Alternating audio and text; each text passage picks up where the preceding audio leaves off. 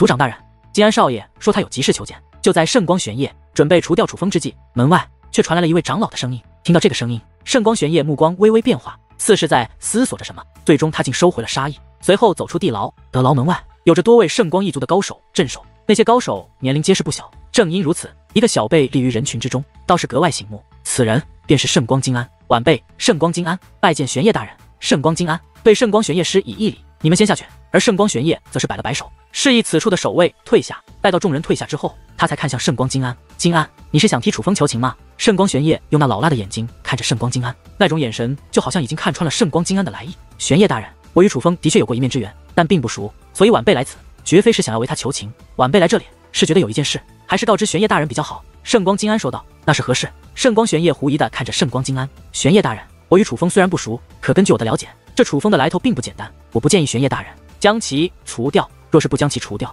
圣光一族与这楚风还能共存；若是真的将其除掉，我怕我圣光一族会惹祸上身。圣光金安说道。那金安，你不妨说说，这楚风身后有何背景？老夫也想知道他的来头到底有多不简单。圣光玄烨眯着眼睛，虽然语气柔和，可这目光却让人不寒而栗，那就像是一把刀子，欲要穿过胸膛，直入内心。不过圣光金安也并非等闲之辈，面对圣光玄烨这样逼迫的模样，他却面色不改，回玄烨大人，我对楚风的确并不了解，可玄烨大人，您仔细想想，若是这楚风真的只是出自一个小小的楚氏天族，又怎会掌握那么多手段？就连尊兵他也有，这显然不合常理。圣光金安说道。见圣光金安无法说出楚风具体的背景，圣光玄烨则是一阵冷笑。金安，我知道你与楚风相识，你若想为他求情，老夫能够理解，可没必要吓唬老夫。他若真有什么背景，又岂会单枪匹马地跑到这里，被老夫折磨得体无完肤？甚至老夫现在杀他，他便会立刻死在老夫手中。老夫也承认，此子的确有些本事，他的天赋甚是厉害，我族之中无人可比。至于他掌握的手段，老夫觉得应该只是有些气运，在一些遗迹中得到了手段和宝物罢了。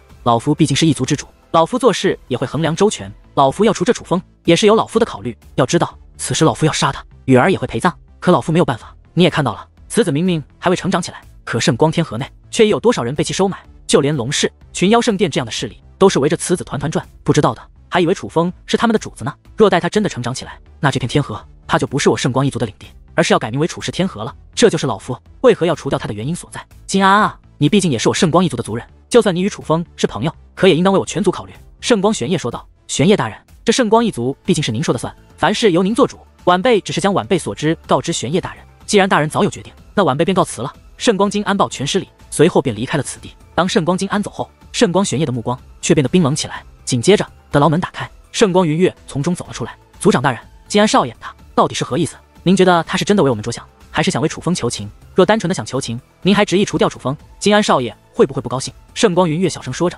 虽然刚刚他在地牢之内，但圣光玄烨与圣光金安的对话，他也是都听到了。而听他的语气，对圣光金安似乎有些忌惮。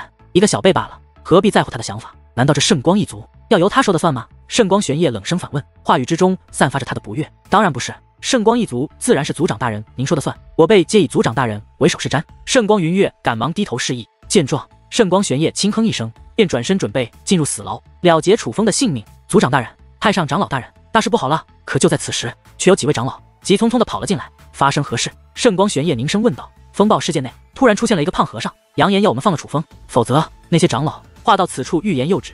否则如何？快说！圣光玄烨逼问道。他说要我们立刻放了楚风，否则就要灭了我圣光一族。那些长老说道。哪来的狂妄之徒？可知是何底细？圣光云月抢着问道。是生面孔，不是我圣光天河之人，但实力很强，乃是武尊境的强者，已经打伤了我圣光一族不少人，就连木炼长老也被其打伤，并且什么？并且木炼长老被他捉住了，说若不放掉楚风，就拿木炼长老的性命开刀。那些长老说道。而听闻此话，圣光云月也是眉头紧皱，不由得看向了圣光玄烨。木炼长老虽不是圣光一族内太上长老级别的存在，可却也是一位武尊境的强者，尽管只是一品武尊，但能够将其击败，说明那个和尚的实力也不容小觑。长老大人，不好了！就在此时，又有多位长老神色慌张地跑了进来。营地外来了一个身穿白衣的老道，他捉住了我圣光一族多位长老和族人，扬言叫我们放掉楚风，否则就要灭了我圣光一族。那些刚刚跑进来的长老说道。而他们话音刚落，又有多位长老神情慌张地跑了进来。族长大人，太上长老大人，有一个像叫花子一样的老头正在广发告示，说我们圣光一族诬陷楚风，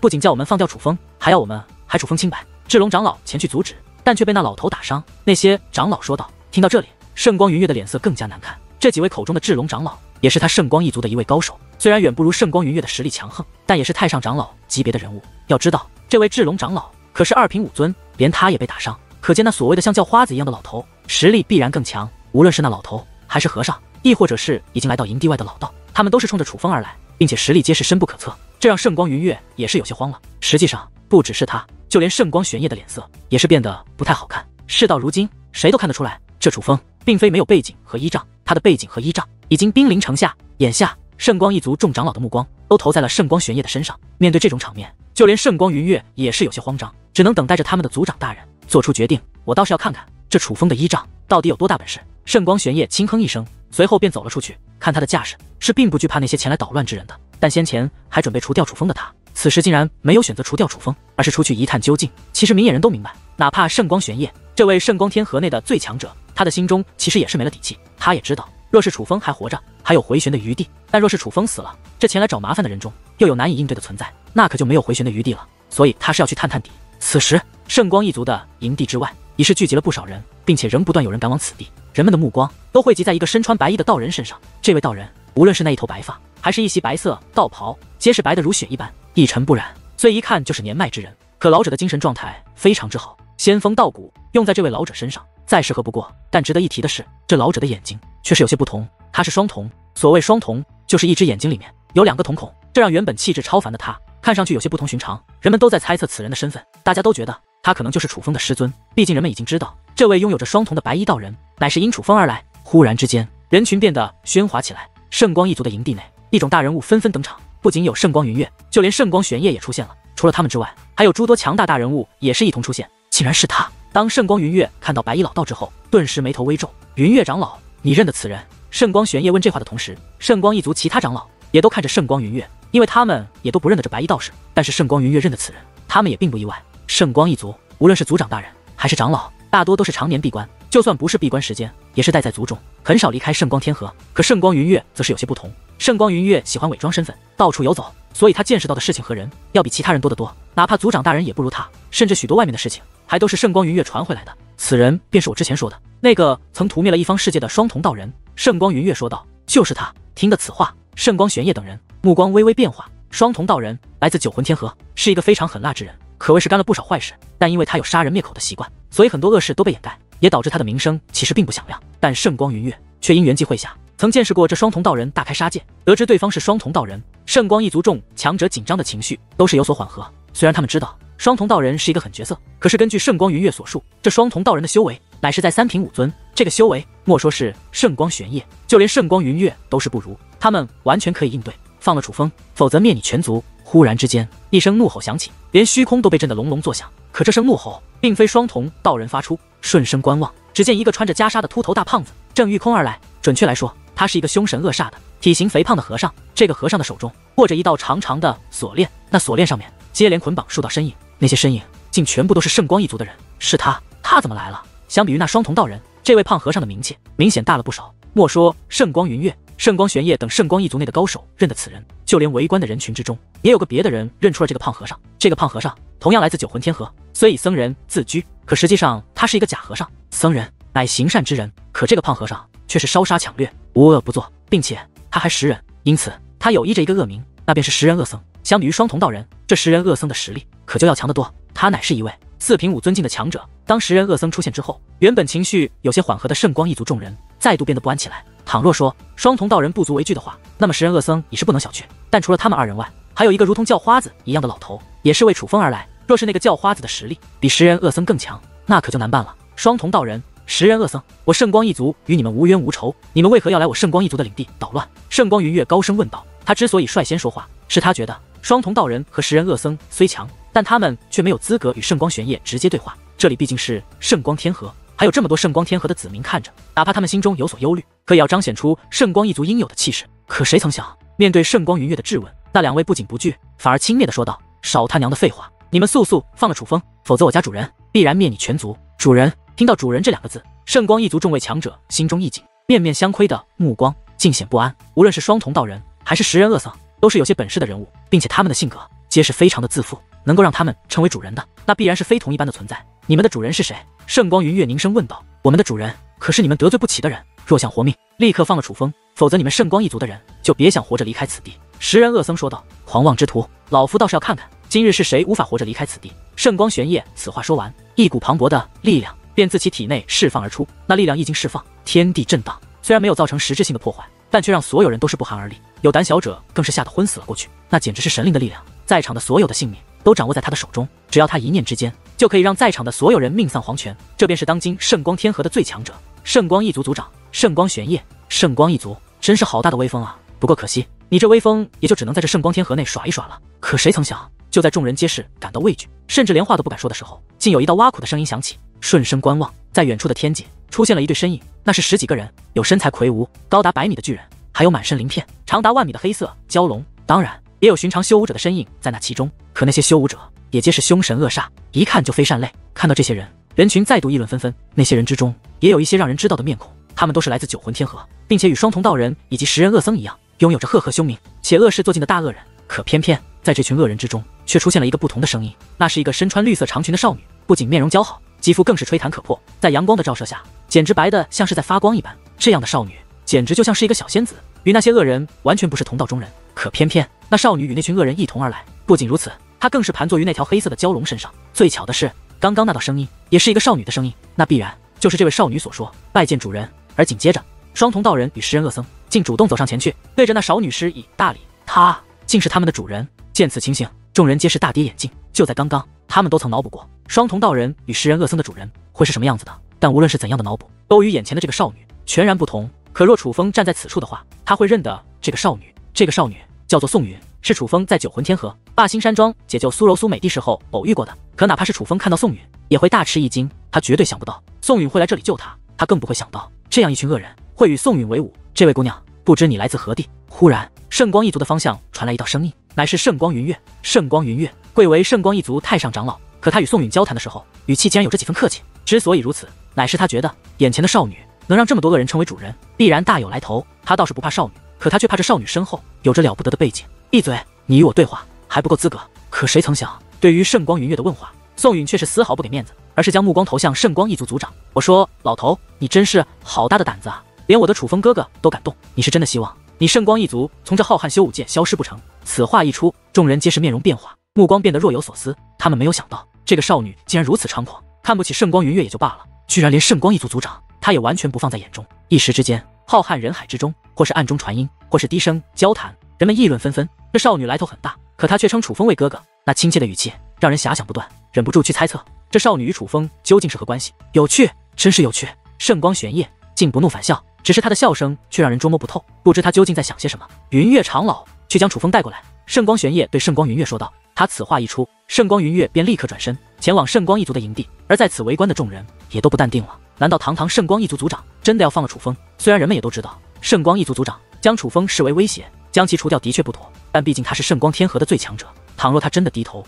那对圣光天河而言也是一件相对丢人的事情。很快，圣光云月回来了，在他的身后果然带着楚风。他不仅将楚风带来了，还特意帮楚风修复了一下伤势，甚至做了一些伪装，这使得楚风看上去衣装得体。可哪怕如此，楚风那虚弱的神态仍让人们意识到，楚风在圣光一族的这段时间必然很不好过。混账东西，你们对我的楚风哥哥做了什么？看到楚风如此虚弱，宋允的小脸上涌现出了怒容。你怎么来了？见到宋允，楚风果然露出了十分意外的表情。可还不待宋允说话，圣光玄烨便抢着开口了。楚风，你还在装蒜？他们明明是你的同伴，你还在这装什么？看看你的这些朋友，老夫也就不意外你会做出丧尽天良、恩将仇报之事了。本来念你天赋异禀，是个人才，老夫之前还在考虑要不要饶恕你，给你一个机会。可今日来看，你这种人的性命是万万留不得。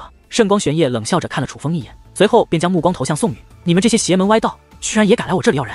你们不是说我若不放楚风，就要灭我圣光一族？那好，老夫就当着你们的面要了这楚风的性命。我倒是要看看你是如何灭我圣光一族的。来人，将这楚风给我斩首示众！圣光玄烨此话一出，众人恍然大悟，原来圣光玄烨并没有打算将楚风放掉，反而要当众将楚风除掉。而圣光玄烨此话一出，圣光一族的刑罚长老们便将楚风按在半空之上。与此同时，更是有一位刑罚长老抽出大刀，准备斩掉楚风。住手！可突然之间，一声怒喝自远处炸响。顺声观望，莫说旁人，就连圣光一族的众人也是不淡定了。这见远处的天际，一辆辆巨大的浮空战车正在快速的御空而来，在那战车之上，更是有着一面面巨大的旗帜随风飘扬，猎猎作响。而让众人有着如此大情绪变化的，正是那些旗帜。那是九魂圣族，九魂圣族乃九魂天河之霸主。对于九魂圣族的威名，圣光天河内的顶尖人物们几乎都有耳闻。简单的说，这九魂圣族乃是圣光一族都得罪不起的势力。九魂圣族居然也来了！难道说这楚风还有九魂圣族这样的背景吗？看到这一幕，众人惊叹不已，就连宋宇看到九魂一族的大军来到，那清澈灵动的眼眸中也是涌现出了一抹惊讶。想不到我这楚风哥哥的人脉还真不简单呢！惊讶过后，宋云嘴角扬起一抹甜甜的笑容。不过其实浩瀚人海之中，也有个别的少数人对于这一幕并没有太大的意外，那就是群妖圣殿殿主以及于是天族族长以及顶尖高手们。毕竟早在九魂天河的时候，他们就已经知道楚风与九魂圣族乃是有着非同一般的关系的。其实当楚风被圣光一族针对的时候，他们也想过提醒圣光一族，想让圣光一族知道楚风的背景，从而不要为难楚风。可是他们毕竟是圣光天河内的顶尖人物，对于圣光玄烨多少有些了解。以圣光玄烨的个性，他们去说情就算是好意，可也可能会引来圣光玄烨对他们的敌意。虽然他们对楚风甚是看好，可毕竟他们的身后还有着整个家族，他们并不愿意为楚风冒险得罪圣光一族。考虑道利与弊之后，他们才选择袖手旁观。但他们对于圣光一族的到来还是有所期待的。没想到真的来了，楚风小友今日才是真的要名扬圣光天河。群妖圣殿殿主等人心中暗叹起来。虽然楚风击败一众小辈，已是名声赫赫，可这一次却是与圣光一族的正面对抗，这件事的轰动性明显更大。况且在他们看来，圣光玄烨就算再霸道，但也是在圣光天河之内，对于九魂圣族，他不敢不给面子。因此他们觉得楚风今日多半是会得救。在众人的注视下，九魂圣族的大军已是穿过人海，来到圣光一族的面前。一艘艘巨大的浮空战车以及战船整齐而立，而九魂圣族的族人们更是严阵以待，那个模样就好像是要与圣光一族开战一般。不过他们并没有对圣光一族出手，而是在靠近之后，自一座战车之中走出了两道身影，那是一老一少两个人。老者是一个老妇人，身材干瘦，个头不高，一头灰发盘于脑后，她满脸的皱纹，看上去极为苍老，甚至连腰都有些弯了，好像只有依靠手中的白玉拐杖才能稳住身形。但看到这位老妇人，无论是圣光玄烨还是圣光云月，都是目光一动。这位老妇人名为九魂桂枝，乃是九魂圣族的一位太上长老，她的实力非常之强，可以说在场之中，除了圣光玄烨外，基本没人是这九魂桂枝的对手。可是相比于九魂桂枝，楚风的目光却更多的集中在了九魂桂枝身旁的女子身上。那美丽的女子长相非常的特殊，可以说她的美貌还要盖过宋允一头，因为她便是在祖武下界就与楚风历经生死的公主殿下仙喵喵。只不过如今的她叫做九魂喵喵。此时的仙喵喵也在看着楚风，看到楚风那虚弱的模样，仙喵喵一双美眸之中早已怒火窜腾，紧接着她竟是放出了杀意，将那满是杀意的目光投向了圣光玄烨等人。可就在此时，一道苍老的手掌落在了仙喵喵的肩膀上，是九魂桂枝。喵喵，这件事交给我来处理吧。九魂桂枝说道。见状，仙喵喵倒没有说什么，虽然收回了杀意，可眼中的怒吼却依旧不减。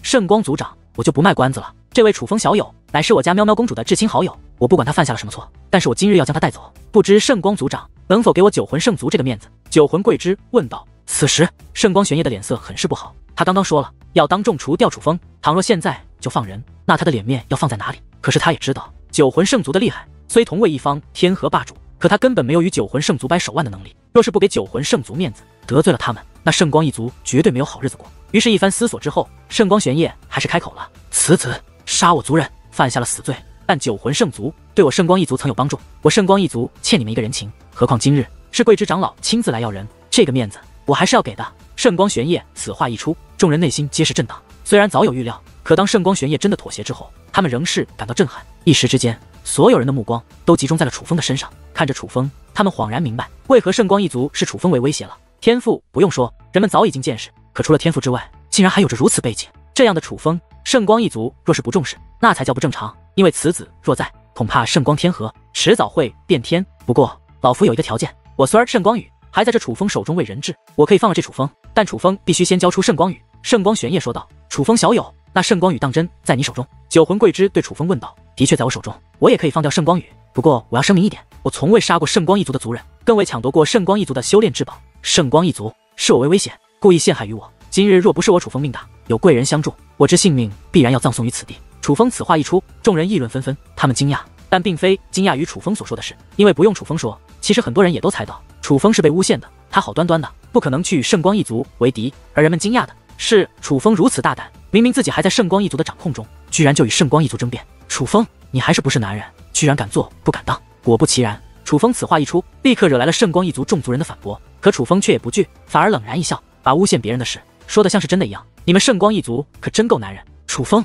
你真的以为我们不敢杀你？圣光一族几位长老用那阴冷的目光看着楚风，虽然他们惧怕九魂圣族，但却也难以忍受楚风对他们圣光一族的侮辱。毕竟这里可是圣光天河，是他们圣光一族的领地啊！你们再动他一下试试。可就在此时，仙喵喵的声音也是响起。仙喵喵的声音不是很大，可是当人们看到这位甜美的公主殿下时，都能在她的脸上、眼中感受到她的愤怒。只是她那愤怒的面容，人们就知道这位来自九魂圣族的公主殿下与楚风的关系绝对很不简单。若非关系要好，不会如此在乎楚风的安危。楚风小友，你将圣光羽交出来，我保你安然。紧接着，九魂桂枝也是开口了。这种情况下，楚风也不再与圣光一族继续争辩。其实他本来就没想争辩，但他也不会任由圣光一族将屎盆子扣在他的头上。他将自己想说的说出来就足够了。至于大家信不信，那就随便他们。随后，楚风告知了九魂桂枝、圣光羽的下落。而后，九魂桂枝派人将圣光羽找到，并且从阵法之中解救出来，送到了圣光一族的面前。只是当圣光羽出现在众人面前的时候，莫说圣光一族愤怒不已，就连围观之人也不淡定了。圣光羽的模样可以用极其悲惨来形容，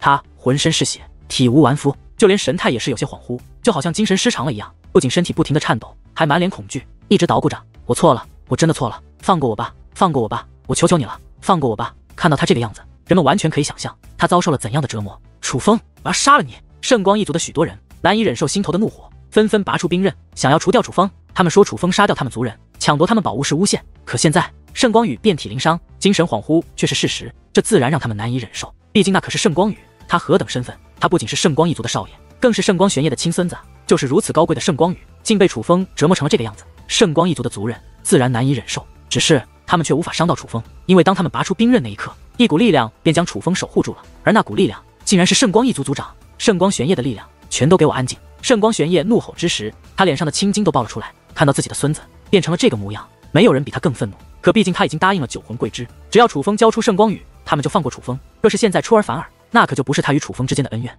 而是与九魂圣族的恩怨。最终，圣光玄烨将楚风放走，交到了九魂桂枝的手中。圣光族长，我希望你们不仅仅是今日放过楚风小友，而是日后也不要再找他的麻烦。无论楚风小友做过什么也好，还是没做过什么也罢，你们之间的恩怨都成为过去。不知圣光族长看在楚风小友是我家公主殿下好友的份上，能否给九魂圣族这个面子？九魂桂枝的这句话抬出了九魂圣族，分明就是在用九魂圣族的名号来保楚风。桂枝长老，老夫今日已是给足了你九魂圣族面子，过去的事老夫可以既往不咎，但这楚风若敢再找我圣光一族的麻烦，老夫绝不轻饶。圣光玄烨此话说完，便大袖一挥，率领圣光一族的众人向圣光一族的营地内走去。回到营地之后，圣光一族的众位族人都是憋了一肚子的怒火，在自己的领地内发生了这样的事情，对他们而言乃是奇耻大辱。可尽管很是愤怒，但却没有人敢说什么，因为圣光玄烨的脸色异常的阴沉，他们不敢说话，生怕招惹了这位族长大人。他们都知道这位族长大人的性格，他暴怒的时候，若是去招惹他，那简直是自寻死路。可忽然，圣光玄烨大嘴一张，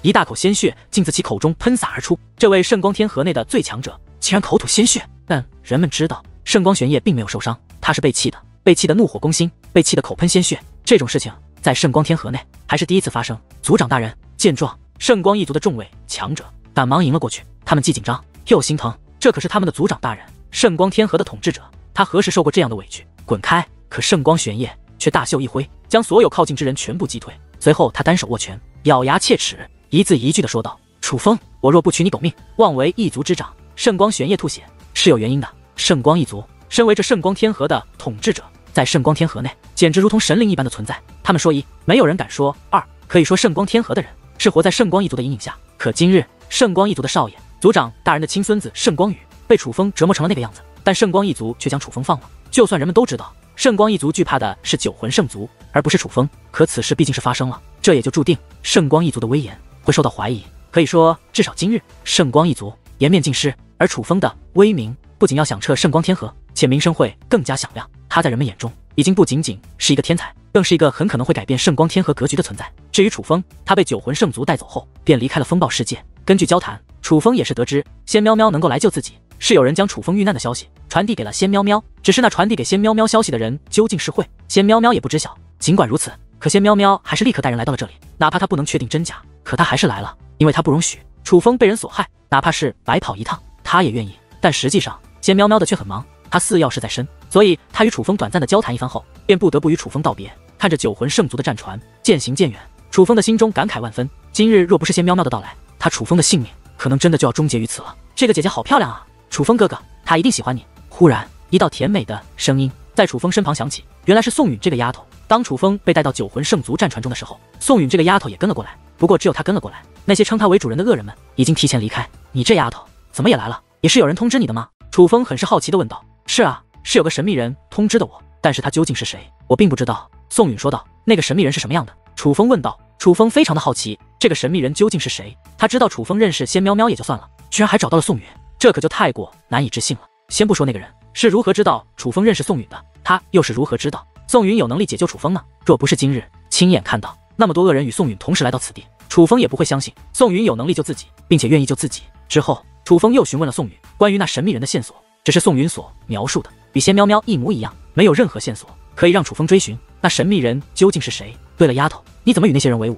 询问无果后，楚风又对宋允问道。楚风对宋允印象不错，但是宋允与那些恶人在一起，这让楚风是没有想到的。在楚风看来，宋允与那种人在一起，对宋允是没有好处的，除非宋允的身份也并非善类。我得知你有难，自然不能袖手旁观，可是我能力有限，根本没有办法帮你，就只能花重金雇人来帮忙了。找到这些家伙，可是花费了我不少钱呢，你可要补偿我。宋允说道。他们当真是你雇来的？楚风则是有些狐疑。当然是雇来的，不然我怎么可能叫得动他们？你忘记了，我刚刚与他们分开的时候，可是丢给了他们每人一个乾坤袋，那乾坤袋内就是尾款。宋允解释道。而他说的也是事实，宋允与那些恶人分开之时，的确给了他们每个人一个乾坤袋。这一幕楚风是看到了的，只是乾坤袋内是什么，楚风就不得而知了。你这个丫头胆子倒是够大的，怎么敢与那些人交易？楚风问道。哎呀，他们虽然作恶，可却也有他们的原则，提前谈好了条件，他们也会说到做到的。宋允解释道。对于这种话，楚风倒也不知该如何反驳。正所谓知人知面不知心，那些恶人虽然凶名赫赫，可实际上楚风也不了解他们，他们到底是真的还是假的楚风也无法评断。你这丫头真是胆大。楚风的这句话虽然看上去是在埋怨，可说的时候却是笑着说的，毕竟且此时他的内心也是十分感动。无论宋允所说是真是假，可他敢来挑战圣光一族，就是在以他自己的性命而冒险，这份情谊让楚风无法不动容。毕竟他与宋允其实也只是一面之缘，宋允本不该为他冒如此风险的。我要如何感谢你呢？楚风问道。很简单啊，你和我走一趟就行了。宋允说道。去哪里？楚风问道。和我去九魂天河，帮我做一件事，只要做成了，我们就两清了。宋允说道。现在吗？楚风问道。对，就是现在。宋允说道。丫头，能不能等一等？楚风不想现在去，因为楚风还有一件事情想要去做，他想要去挑战进入卧龙武宗的阵法，他想快一点将紫菱救出来。等吗？还是不要等了，你现在就随我走吧。因为话到此处，向来活泼的宋允居然低下了头。丫头，到底是有什么事情如此急切？你与我说说。楚风问道。楚风哥哥，我要死了。宋允说道。你要死了？丫头，你先不要急，发生什么事了？你与我说，只要我能帮你，一定会尽力帮你。楚风赶忙追问道。若是其他事情倒还好说，但事关生死，楚风绝对不会袖手旁观。而后经过宋允的讲述，楚风也是得知，原来宋允身患重病，已是时日不多。而目前宋允发现了一个可以延缓他病情的东西，那是一颗叫做圣玉珠的东西。不过想拿到那圣玉珠可是不太容易，至少宋允自己他没有把握拿到圣玉珠。但宋允觉得楚风应该可以帮他拿到圣玉珠，因为到达风暴世界后，关于楚风的传闻不绝于耳。他已经得知楚风不仅拥有6品至尊的修为，还拥有龙变3重的结界之术，而偏偏想要拿到圣玉珠，最需要的就是结界之术，这也是宋允找楚风帮忙的原因。丫头，那看来你已经知道圣玉珠在何地？楚风问道。我知道的，只是若想拿到圣玉珠，就必须抓紧时间，否则就来不及了，不然我也不会想你现在就跟我走。我知道楚风哥哥很忙，若非万不得已，我也不想耽误楚风哥哥的时间。我也是，我真的不想给楚风哥哥添麻烦的。话到此处，宋允的眼眶已然泛红，眼泪吧嗒吧嗒的落了下来，那可怜的小模样看得楚风心中很不是滋味。人都怕死，何况是宋允这样一个花枝招展的小姑娘呢？她才刚刚降临到这个世界没多久，自然不想死。丫头，你别哭，毕竟还有医治的方法，而那圣玉珠对你有用，我就去帮你拿那圣玉珠。既然事不宜迟，那我们现在就动身吧。楚风说道。等一下，可谁曾想，宋允却是忽然说道。楚风哥哥，要不你还是再考虑一下。考虑？丫头，事关你的性命，我还有什么可考虑的？楚风则是有些不解，这个丫头先前还求自己帮忙，现在又让楚风考虑，这样的反复无常的举动让楚风有些摸不着头脑。是因为此行很是危险，我不想让你不明不白的就去，若是出现三长两短，我会愧对于你。宋允说道。傻丫头，你为了救我，甘愿来到圣光天河与圣光一族对抗，又有什么显示我不能为你冒的？难道在你心中，我楚风是一个如此不仗义的人？楚风说道。楚风哥哥，我知道你是好人，你是少见的好人，否则我也不会来救你。可是我们要去的地方实在太凶险了，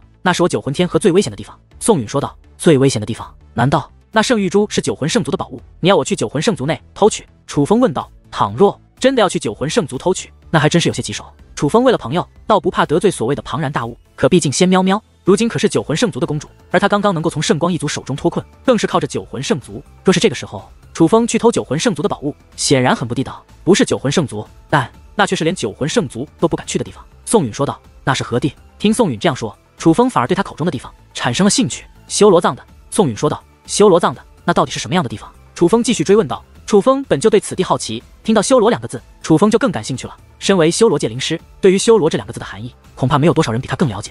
而后根据宋允的讲述，楚风得知那修罗藏地果然是与修罗灵界的界灵有关，只不过那些界灵已经不再是界灵，而是恶灵。界灵以界灵师为媒介，从他们的世界进入修武界，但却要与界灵师待在一起，必须以界灵师体内的界灵空间为栖息之地。若是界灵打破与界灵师的契约，摆脱界灵师的束缚，以自己的本体在修武界纵横，便会成为恶灵。恶灵大多天性凶残，再加上界灵与恶灵提升修为，主要依靠的就是吞噬本源，所以没有任何束缚的恶灵往往会为了力量而大开杀戒，滥杀无辜。寻常的恶灵已是令人忌惮，来自修罗灵界的恶灵实力必然更为可怕，毕竟修罗灵界可是七灵界之首，而那修罗藏的便汇集着数不胜数的修罗恶灵。那些修罗恶灵没人知道是来源自远古时期还是远古之后，但可以确定的是，他们已是存在数万年。那些恶灵不仅实力强大，更是极为凶残，踏入其中者几乎没有能够活着出来的。据传闻，哪怕站在修罗藏的入口处，也能够听到他们的怒吼。据说有许多人只是听到那些恶灵的叫声，都会走火入魔，大开杀戒，更有甚者更是会爆体而亡。也有人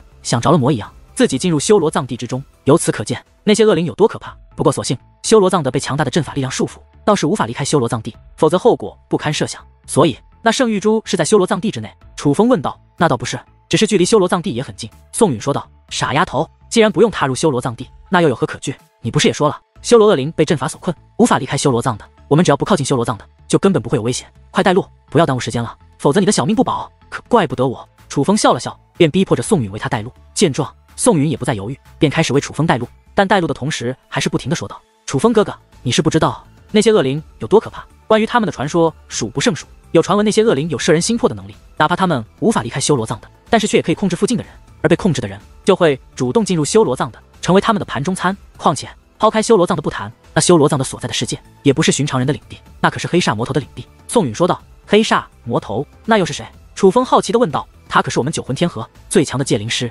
不，准确来说应该是与慧智大师相差不多的界灵师，但是这黑煞魔头可比慧智大师要可怕得多。宋允说道。堪比慧智大师吗？楚风目光微微变化。黑煞魔头楚风虽然第一次说，可是慧智大师楚风不仅听过，楚风还见过。慧智大师的实力的确很强，是那种深不可测的强，至少楚风觉得圣光一族的族长圣光玄烨，若是放在慧智大师面前，恐怕也只有卑微屈膝的份。而黑煞魔头既然是与慧智大师相差不多的人，那必然也是非常了得的人物。后来的途中，经过宋允的讲述，楚风也是了解了具体的情况。修罗藏地所在的世界被命名为藏地世界。藏地世界虽然有着九魂天河内最令人闻风丧胆的禁地修罗藏的，可实际上藏地世界也是有主人的，它的主人便是黑煞老魔。这黑煞老魔结界之术十分强横，就连修为也是不容小觑，在整个九魂天河都是一个令人闻风丧胆的存在，少有人敢与他为敌。甚至传闻，就连九魂天河的霸主九魂圣族也要给这黑煞老魔几分面子。正因黑煞老魔霸道，因此别看藏地世界可以自由出入，但是很多地方却是被黑煞老魔占为己有，那些地方都是禁区，是不可踏入的地方。黑煞老魔霸占的地方之中，有一个名为运雾森林的地方，而宋允治病需要的圣玉珠刚好就在运雾森林之中。平日里运雾森林被结界守护，只要有人靠近，黑煞老魔就会发现，根本无法进入其中去取。不过就在近日，终于有机会踏入运雾森林。事情起因乃是黑煞老魔有一个孙女，别看黑煞老魔是一个凶神恶煞的大恶人，可据说他的孙女却是一个天仙级的大美女。黑煞老魔不仅擅长结界之术，也喜欢结界之术，因此他觉得其孙女的夫婿也必须是一个擅长结界之术的后辈。于是黑煞老魔在藏地世界举办了这场招亲大会，招亲大会的最终获胜者便可以成为黑煞老魔孙女的夫婿。为此，黑煞老魔更是邀请了多位九魂天河内有名气的界灵师后辈，除了受邀的界灵师之外，其他界灵师若有兴趣也可以参加，但是其他界灵师必须经过筛选才可以得到参赛名额，而筛选的地方刚好就是运雾森林。这就是为何宋允需要楚风帮忙的原因，因为进入运雾森林之后将无法施展武力，只能施展结界之术，而宋允的结界之术显然无法与那些结界之术天才相比，但若是楚风帮忙，他就有把握多了。经过一路辗转之后，楚风与宋允也是顺利来到了藏地世界。藏地世界虽然凶名赫赫，可实际上这个世界与其他世界并无异样，高山平原，江湖湖海，应有尽有。楚风与宋允直奔运雾森林而去，而途中除了一些美景之外，他们也经过了起码几百个立于地表之上的巨大深渊。倘若说藏地世界与其他世界若有区别的话，那些巨大的深渊应该算得上是一个。其他世界也有深渊，可不会像藏地世界这样密集。快速赶路之下，楚风与宋允距离运雾森林已是越来越近，可是楚风却是忽然停了下来，目光投向了西南方向，最终他的目光落在了远处的一个深渊之上。那深渊同样立于地表之上，洞口直径应该不足万米，洞外杂草密布，洞体深不见底。楚风一路走来，这样的深渊已经见过无数个，甚至比这个壮观的深渊都有几十个，可却只有这个深渊让楚风驻足观望。因为楚风看到那深渊的一刻，他几乎就已确定，此时出现在眼前的深渊必然就是大名鼎鼎的修罗藏的。那是修罗藏的吗？虽然有猜测，可楚风还是想向宋允确认一下，修罗藏的，应该不是吧？宋允连连摇头，他也是第一次来到此处，可是在他看来，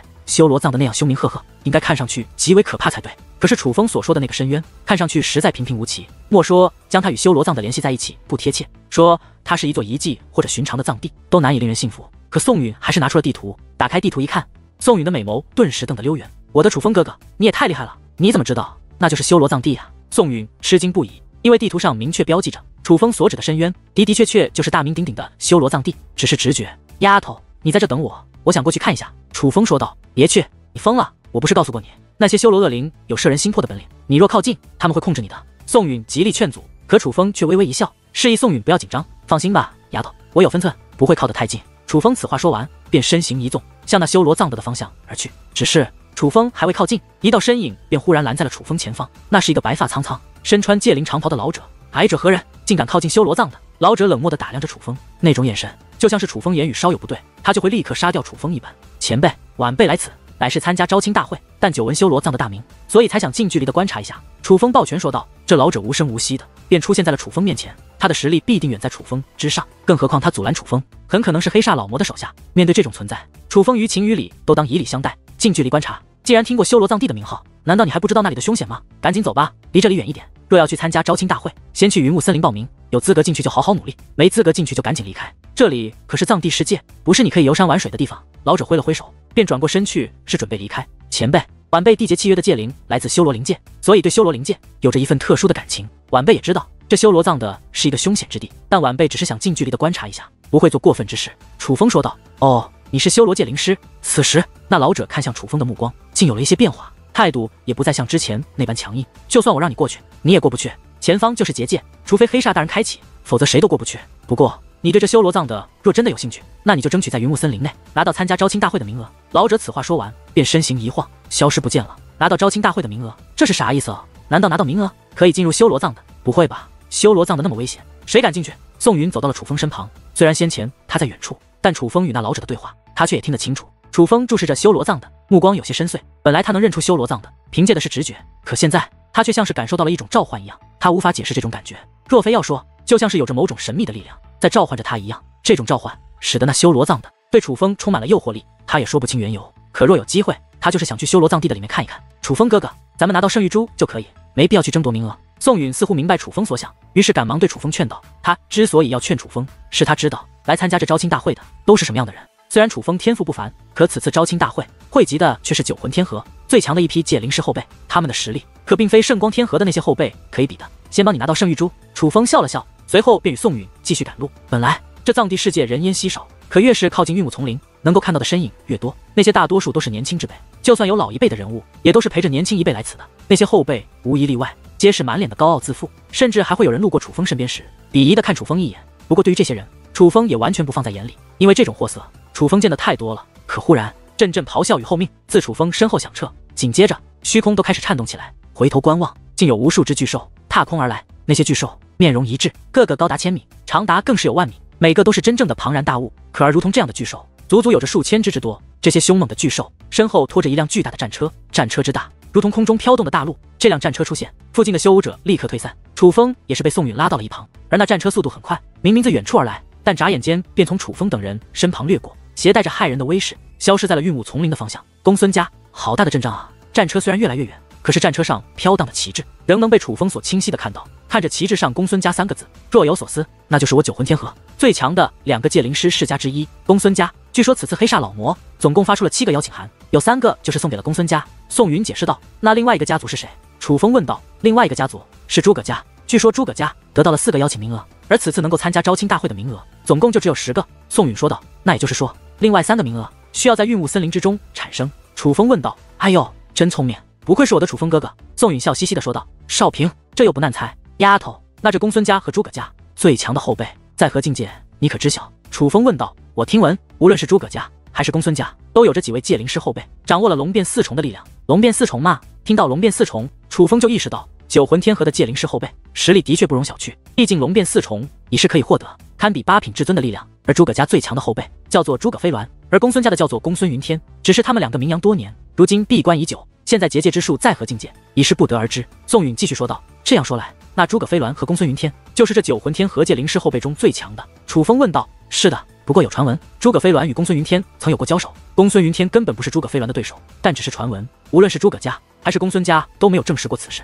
宋允说道：“原来如此。”楚风将宋允的话记在了心中，在他看来，除非他离开九魂天河和圣光天河，前往其他星河修炼，否则这些后辈迟早会与他相遇，了解一些，总归不是坏事。楚风哥哥，你问这么多干嘛呀？你该不会真的色迷心窍，要与他们比一比，抢黑煞老魔的孙女吧？我不是说风凉话呀，你虽是龙变三重，但与他们比还是弱了一点，你可不要鬼迷心窍的去冒如此风险啊！宋允对楚风说道：“谁告诉你我是龙变三重的？我是龙变二重。”楚风说完此话，便继续赶路。运雾丛林已是越来越紧，如今不用宋允引路，楚风也能找到。什么龙变二重，那就更不行了。宋允一边在后面追赶，一边大声呼喊。终于，楚风与宋允来到了运雾丛林所在的地方。运雾丛林由无数棵参天大树组成，有些树木之高更是贯穿云端，越是靠近，越感觉自己渺小，就像是一群正常人来到了巨人的世界一般。不过这样辽阔的丛林面积却是被一层结界所封锁，那是黑煞老魔的手笔。不过现在运雾丛林却是打开了一道结界门，为的就是让想参与招亲大会的后辈进入其中接受挑战。只不过想要接受挑战也是有着资格要求的，第一，必须是100岁以内的后辈；第二，那就是结界之术必须是龙纹级圣袍界灵师，若是没有达到这个标准，便不可踏入运雾丛林。只论条件，无论是100岁以内的小辈，还是龙纹级圣袍界灵师，其实都很常见。可若将2个条件放在一起，那可就实在太过苛刻了。正因这个条件的苛刻，此时楚风的内心才会如此感叹：这么多人都是龙纹级圣袍吗？楚风来到运雾丛林入口处，可以看到大队的人马正排着队接受黑煞老魔手下的审核，而并且几乎每一个人都能顺利的踏入运雾丛林。这可以说明，在圣光天河内极为罕见的后辈界灵师，放到这九魂上界却是数不胜数。这便是2道天河的差距吗？有点意思。感叹过后，楚风却面露微笑。楚风再次感受到了圣光天河与九魂天河的差距，可偏偏这种差距让楚风感到兴奋。楚风向来喜欢接受挑战，只有遇到更强的人，才能让自己变得更强。只有在挑战中继续前行，这才叫成长。楚风成长的速度已经很快，尤其对比当初，他的成长速度堪称妖孽。但是当他看到九魂天河这些界灵师天才后，他再次意识到他未来的路仍旧很长。想要战胜7界圣府，那至少先要战胜这些同辈才行。不过眼下最令人瞩目的，其实并非是那些排队进入运雾森林的人，而是立于运雾森林之上的战车。那巨大的战车以及树枝拉扯的巨兽立于虚空之上，宛如一大片乌云，遮住了阳光。那阴影不仅笼罩了众人的身影，更是笼罩着众人的内心。许多人都是变得很不自在，原本嘈杂的此地变得格外的安静。人们都知道那是公孙家的战车，战车停于此处，应该是有公孙家的小辈也打算进入运雾森林，可战车内却迟迟没有人出现，这让人们有些摸不清头脑了。一时之间，不知公孙家究竟是有何打算。终于，战车之门开启，3名青年男子从战车之内走了出来。公孙泪雨、公孙清扬、公孙昊天，他们3个也要到运雾森林内来抢名额吗？看到这3人，那些小辈的脸色变得难看起来，甚至有人面露绝望。诸位，可以否让一让？众人惊叹之际，那3名公孙家的小辈已是从高空之上飞落而下，他们虽落在了人群的尾端，可却径直地向结界入口走去。至于排在队伍前方的人，也都非常识趣，自觉地闪到了一旁，为公孙家这3位小辈让路。插队，且插得非常理所当然。可偏偏对于这种行为，负责把守结界门的界灵师们也没有加以阻止，所以公孙家3位小辈顺利进入了结界门之中。而在他们3个进入之后，原本排在后面的人竟然不再继续排队了，直到停在虚空之上的公孙家战车前往藏地世界深处后，下方的人群才如同苏醒一般，再度炸开了锅。他们3个也来抢名额，而这里的名额总共才3个，这还抢什么？干脆放弃算了。我的老天爷啊，这可怎么办？简直不给活路啊！许多人开始这样叫嚷着，脸上有不甘，有不爽，但更多的却是无奈。而听到众人的议论，人们也是知道，刚刚那3个公孙家的小辈，分别名为公孙泪雨、公孙清扬以及公孙昊天的3人，乃是公孙家有名的天才界灵师。他们虽然还是小辈，可他们3个的结界之术都达到了龙变4重。龙变4重，那可是拥有堪比8品至尊的力量。楚风哥哥，你看，我说了吧，我就说你不要对这个名额抱有期望。别说你只是龙变2重，就算你是龙变3重也不行啊。那3个家伙可都是龙变4重，所以你还是乖乖的陪我找到圣玉珠就撤吧。对招亲大会的名额，还是别抱有期望了。此时，宋允也是在楚风耳边小声嘀咕道：“可不知为何，这个丫头的语气竟然有些幸灾乐祸。一群胆小鬼，公孙家有那么可怕吗？看把你们吓的！”可忽然，人群中传来了不一样的声音，那语气不仅嘲讽在场众人，竟然有些看不起公孙家那3位天才。人们本想着是哪里来的傻子，竟敢如此大言不惭，正准备对其进行羞辱，可当人们看清那说话之人后，却顿时哑口无言，把到了嘴边的话硬生生的吞了下去。那说话之人也是一个青年，他身穿黑色铠甲，但皮肤却如雪一般白皙，如此对比之下有些诡异，因为他白的有些吓人，皮肤上面没有一丝血气，但他长得却并不丑陋，反倒是有些英俊，准确来说是很邪魅的那种俊。而他也是有身份之人，甚至他的名号比刚刚那3位公孙家的天才还要响亮。他名为尹天仇，有个外号叫做混世小魔王，而这尹天仇的师尊更是九魂天河内大名鼎鼎的存在。可以说这尹天仇的师尊是目前九魂天河内黑煞老魔与慧智大师之下最强的界灵师之一，因为喜爱施展火焰类结界之术，因此被誉为火焰罗。尹天仇的名气虽然与其师尊火焰罗分割不开，可尹天仇可不是一个废物，相反，他的实力极强。尹天仇的结界之术目前乃是龙变三重，从境界上不如先前公孙嘉那3位天才，可是他的年龄很小，还不足50岁，而公孙嘉那3位都已是90多岁，马上就快脱离了小辈的范畴。可以说，尹天仇的年龄比他们小了几乎一半。按照天赋来看，尹天仇在90岁的时候，境界必然可以达到龙变4重，甚至达到龙变5重也极有可能。并且，尹天仇的结界之术战力非常惊人，曾凭借龙变3重的结界之术，同时挑战几百位6品至尊境的修武者，而轻松获胜。要知道，虽然龙变3重可以堪比6品至尊的修武者，但也只是堪比，正常来说是无法战胜6品至尊的修武者的。由此可以看出，这尹天仇的厉害。因此，尹天仇的名声极大，甚至比刚刚那3位公孙家的天才还要大，被誉为是这九魂天河内唯一能够动摇诸葛家与公孙家地位的后辈。不过这尹天仇虽然天赋力傲的，但却不是什么好人，因为天生残暴且好色，所以死在他手中的美丽少女以及无辜之人可是有着不少。正因如此，才有混世小魔王这个称号。所以当他出现后，人们眼中的恐惧更浓，所有人都闪得更远了，甚至都不敢与他对视，生怕惹到了这个尹天仇。见此情形，尹天仇则是得意一笑，他吹着口哨，双手抱着脑袋，迈着潇洒的步伐，以那吊儿郎当的模样走入了结界门之中。直到尹天仇离开后，原本闪开的人群才再度聚拢到了一起。这回更不用进去了，尹天仇这个家伙十分狠辣，若是遇到他，那多半难逃一死。对，这个家伙可是一个嗜血的怪物，这种没有规则限制的比赛里，他都会大开杀戒的，谁遇见他谁倒霉。尹天仇踏入其中后，人们再度议论纷纷。如果说先前看到公孙家3位天才踏入其中，人们放弃是觉得没有机会拿到名额的话，那么当尹天仇踏入其中后，人们放弃纯粹是不想枉死。诸位，你们还进去吗？若不进去，就麻烦让一下。忽然又有一名男子开口了，只不过相比于尹天仇，这是一个身穿布衣、长相平平的男子。在进入结界门之前，不仅要进行测试，还要自报家门，所以人们得知这名男子来自九魂天河的夏家，名为夏言。而在这夏言之后，又有一名身穿紫色长袍的男子。相比于夏言，这紫色长袍的男子长得较为白净，举手投足更是娘里娘气。若不是长得太丑，人们甚至怀疑他是个女的。而这个紫衣男子自称萧玉，来自九魂天河，无门无派。他与那布衣男子一样，同样没有名气，真是林子大了，什么鸟都有。真不知道他们是不怕死，还是没长脑子。说白了，就是想浑水摸鱼呗。这种人死了也是活该。人们讽刺不断，都觉得那布衣男子和紫袍男子是不知死活。可是楚风却目光凝重，直觉告诉他，那布衣男子和紫袍男子并非寻常之辈，果然是藏龙卧虎。有趣。这些天才的到来，给楚风带来了一些压力，让他明白，莫说那招亲大会，只是这玉木森林也是一道难关。可楚风却偏偏喜欢这种感觉，唯有挑战才能让他蜕变。